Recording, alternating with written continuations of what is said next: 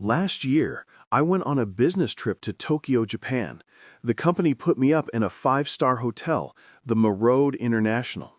It was one of those towering skyscraper hotels, sleek glass exterior, endless rows of lights, the kind of place where you'd expect absolute comfort.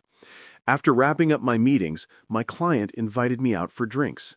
We celebrated, laughed, shared stories, but when he casually asked where I was staying, and I mentioned the Marode International, something shifted in his expression.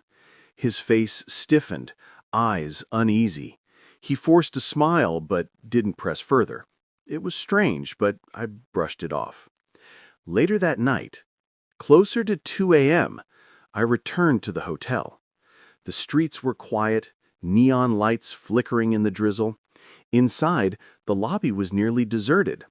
Just one staff member sat at the reception desk. He greeted me with a wide grin, too wide, his teeth all visible. As I walked past toward the elevator, I realized his eyes never left me. He just sat there, smiling, unblinking. Exhausted, I didn't confront him. I simply pressed the call button for the elevator. When the doors opened, my stomach dropped. Every single floor button was already lit. Someone had pressed them all. I thought of stepping back out and taking the stairs, but before I could move, the doors shut.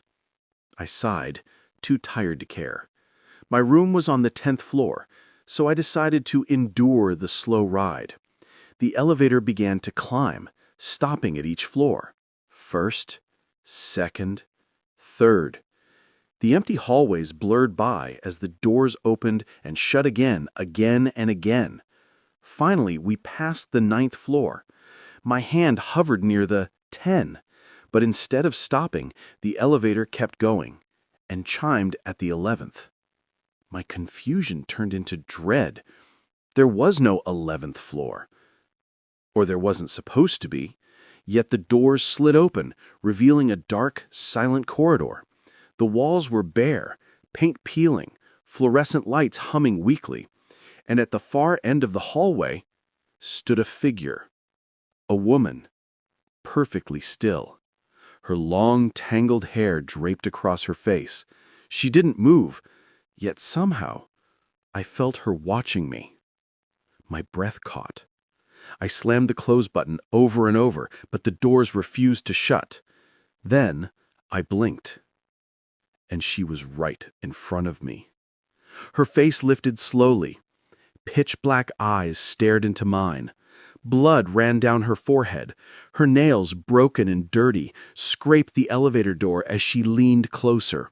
She wore a hospital gown, stained with mud and crimson blotches. And then she smiled, a smile too wide, too knowing. With one finger, she pressed the close button. The doors sealed shut. The last thing I remember is collapsing to the floor of the elevator, my body overwhelmed with terror. When I awoke, it was daylight. A hotel staffer was shaking me awake inside the elevator. Confused, I told him everything. He frowned and admitted he was new, then advised me to speak with the manager. The manager listened silently, and when I finished, he sighed. Then he told me the truth. There is no 11th floor in this hotel, he said. He explained that originally the building's design included an 11th floor, but during construction, tragedy struck. The daughter of the builder died here. Some say an accident, others say something darker. The builder abandoned the project in grief.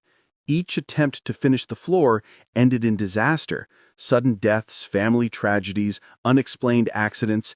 Eventually, the board gave up, sealed it off, and built the roof above it. Yet, guests still claimed the elevator sometimes takes them there. That was enough for me.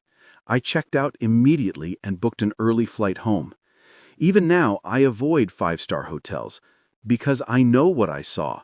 Her face, her eyes, her smile. And I pray I never see the 11th floor again.